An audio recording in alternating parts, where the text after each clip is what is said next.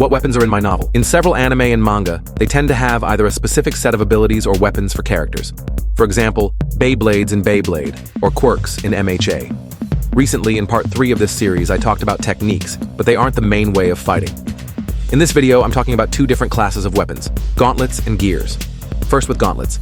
They allow the user to use 4 abilities at base. Each gauntlet has at least 2 modes, melee and range, and depending on this, some of your abilities may change, meaning there could be a max of 8 abilities. But this is also increased again when you realize some gauntlets have other mods on top of that.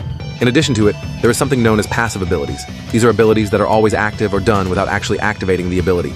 This can be huge to make the gauntlet more effective for certain fighting styles. For example, a more aggressive style could have a passive that rewards that fighting style. Moreover, for every gauntlet, there are several different ways to fight. Take, for example, a teleporting skill. Some might use this to dodge, but others might use this as a feint.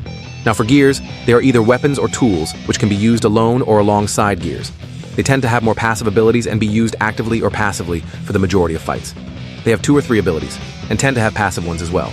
Gears often conform to 1 or 2 fighting styles due to their more specific nature. Now, I'm going to talk about an extra thing, something I call specials. These conform to both categories of weapons and arguably more important than their abilities. Let me explain one thing first. Gauntlet abilities aren't learnt. They can be used from the start. The user just needs to gain the skill to use them effectively.